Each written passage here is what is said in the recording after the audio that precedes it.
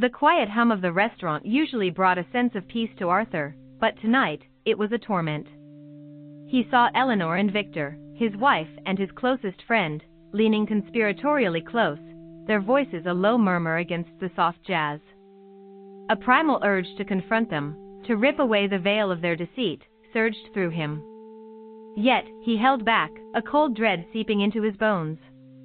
If they knew he suspected, they might vanish like smoke, taking their dark secrets with them. So, Arthur, with a trembling hand, discreetly pulled out his mobile phone, its camera lens a silent witness to their whispered conversation.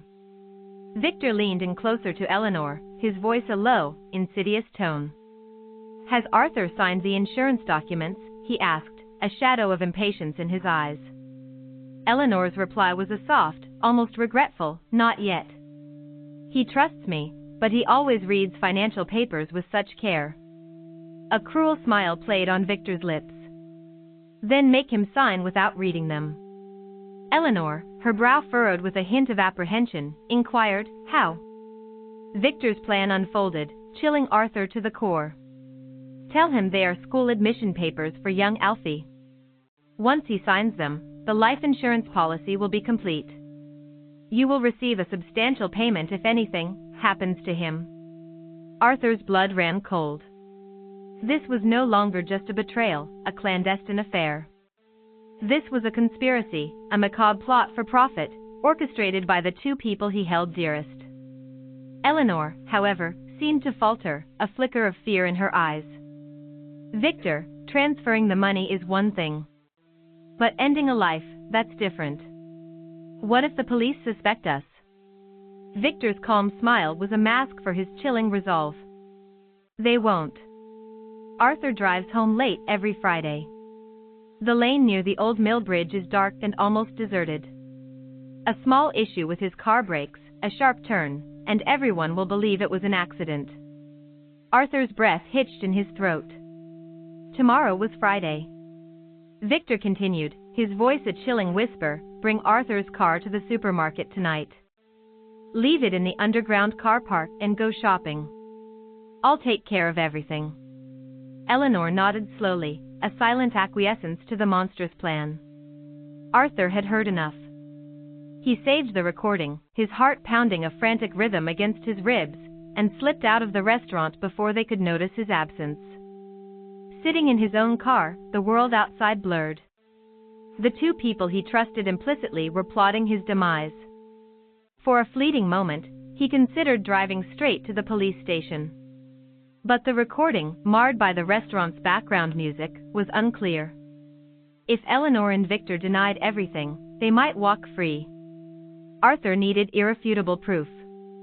He called his cousin, Inspector Stephen, and arranged a private meeting. At a secluded cafe, Arthur recounted the horrifying tale and played the grainy recording. Inspector Stephen listened intently, his expression grave. "This certainly suggests something suspicious," he confirmed, "but their voices are difficult to decipher. We need undeniable evidence that Victor actually tampers with the brakes." Arthur's voice was barely a whisper. "What should I do?" Inspector Stephen's reply was firm. "Follow their plan. But do not take any unnecessary risks. We will be watching them." That evening, Arthur returned home, forcing a facade of normalcy. Eleanor greeted him with an unusual display of affection. "You look so tired," she cooed, her eyes a little too bright. "Why don't we go shopping? Alfie needs some new clothes." Arthur managed a strained smile. "Of course." They drove to the supermarket, parking in the underground car park. Eleanor led Arthur and young Alfie inside, oblivious to the unmarked vehicle that held Inspector Stephen and two officers, their gaze fixed on Arthur's car. 20 minutes later, Victor, disguised in a cap and face mask, entered the car park. He scanned the area furtively, then approached Arthur's car, crouching near the front wheel. Inspector Stephen recorded every movement. But just as the officers prepared to apprehend him, a security guard suddenly appeared, his voice echoing through the car park. "What are you doing near that car?" Victor immediately bolted, the officers in hot pursuit.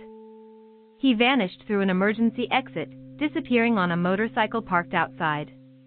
When Eleanor heard the commotion, she rushed back to the car park, a flicker of fear crossing her face as she saw Inspector Stephen standing beside Arthur's car.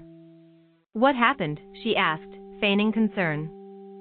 "Someone tried to damage your car," Inspector Stephen replied, his tone carefully neutral, betraying no hint of his knowledge of her involvement. Eleanor glanced at Arthur, who maintained a convincing facade of shock and confusion, his true understanding hidden behind carefully constructed bewilderment. That night, she secretly messaged Victor. "Did Arthur discover our plan?" Victor's reply was swift and cold. "I don't know. Don't say anything.